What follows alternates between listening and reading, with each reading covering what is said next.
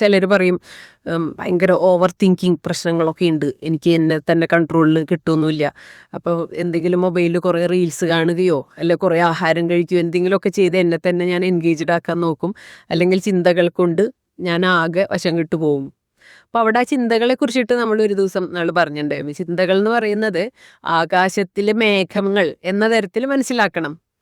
ആകാശത്തിൽ മേഘം എന്ന് പറഞ്ഞാൽ എന്താ? മേഘം എവിടെ നിൽക്കുന്നില്ലല്ലോ, മേഘം ഇങ്ങനെ വരും പോവും, അടുത്തത് വരും പോകും, ഇങ്ങനെ ചലിച്ചു പോയിക്കൊണ്ടേയിരിക്കും. അപ്പം ചില മേഘങ്ങൾ കാണാൻ ഭയങ്കര സൗന്ദര്യമുള്ളതായിരിക്കും, ഭയങ്കര പഞ്ഞിക്കെട്ട് പോലെയൊക്കെ നല്ല മനോഹരമായിട്ടുള്ള ഷേപ്പിൽ നമുക്ക് നല്ല സന്തോഷവും ഒരു ഉള്ളിലൊരു എന്താണ് ഒരു ഉണർവ് തരുന്നതൊക്കെ ഉണ്ടായിരിക്കാം. ചിലത് ഭയങ്കര ഭീകര രൂപത്തിലൊക്കെ ഉണ്ടായിരിക്കും, ഒരു ഇരുണ്ട് അങ്ങനെ ഒരു ഭീകര രൂപത്തിലും ഉണ്ടാവാം.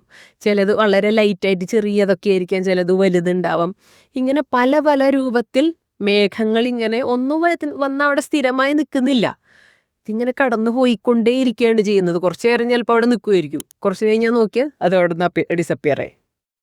ഇതേ രീതിയിൽ ഉള്ള നമ്മുടെ ചിന്തകൾ എന്ന് പറയുന്നത് നമ്മുടെ മനസ്സിൽ വരുന്ന മേഘങ്ങളായിട്ട് മനസ്സിലാക്കണം. ഇതൊന്നും എവിടെ നിൽക്കുന്നൊന്നുമില്ല, അത് കടന്നു പോയിപ്പോളൂ. ഇപ്പം ആകാശത്ത് മേഘമുണ്ട്, എനിക്കത് കണ്ടിട്ട് പേടിയാവുന്നു എന്ന് കരുതിയിട്ട് ഞാൻ അതിനെ തള്ളി നീക്കാനായിട്ട് ചിന്തിച്ചിട്ട് യാതൊരു ഗുണമില്ലല്ലോ.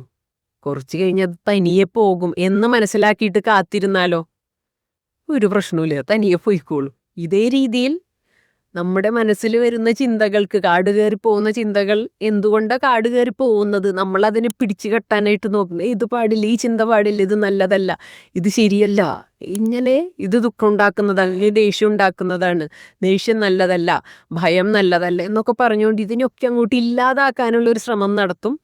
എന്നിട്ട് വാസ്തവം പറഞ്ഞാൽ ഈ ഒരു മേഘത്തെ കടന്നു പോകാൻ അനുവദിക്കാതെ അതിനെ അവിടെ കെട്ടിപ്പിടിച്ച് വയ്ക്കുന്ന ഒരവസ്ഥയാണ് വാസ്തവത്തിലുള്ളത് മനസ്സിൻ്റെ തലത്തിൽ.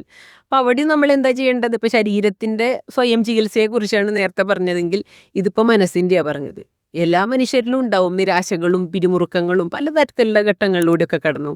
പക്ഷെ അത് പോകും, അത് പോകാനായിട്ട് നമ്മൾ അനുവദിക്കണം. നമ്മൾ അനുവദിക്കാതെ ആകുമ്പോഴാണ് നമ്മുടെ കൂട്ടത്തിൽ അതിന് കഷ്ടപ്പെട്ട് നിൽക്കേണ്ടതായിട്ട് വരുന്നത്. ഒരു നിരാശ വരുമ്പോൾ ലൈഫ് മുഴുവൻ നിരാശ ആയിക്കൊള്ളണം എന്നുള്ള രീതിയിൽ നമ്മളതിന് വാസ്തവത്തിൽ അതിനെതിരായിട്ട് പ്രവർത്തിക്കുന്നു എന്നാണ് നമുക്ക് തോന്നുന്നതെങ്കിലും ആ നിരാശ ഇല്ലാതാക്കാനായിട്ടാണ് ഞാൻ ശ്രമിക്കുന്നത് എന്നാണ് ഓരോരുത്തരും ചിന്തിക്കുന്നതെങ്കിലും ഇഫക്റ്റിൽ വരുന്നത് എന്താ? ആ ഒരു നിരാശ ഉണ്ടാക്കുന്ന ഒരു ചിന്തയെ, ആ ഒരു തോന്നലിന് ഉള്ളിൽ നിന്നും പറഞ്ഞു വിടാതിരിക്കുക. അത് പോകാൻ എന്നും റെഡിയാണ്, ഏത് നിമിഷവും പോകാൻ റെഡിയാണ്. പക്ഷെ നമ്മൾ മനസ്സുകൊണ്ട് അനുവദിക്കണം. അപ്പോൾ അവിടെ മനസ്സ് ക്ലിയർ ആയിക്കൊണ്ടേയിരിക്കും.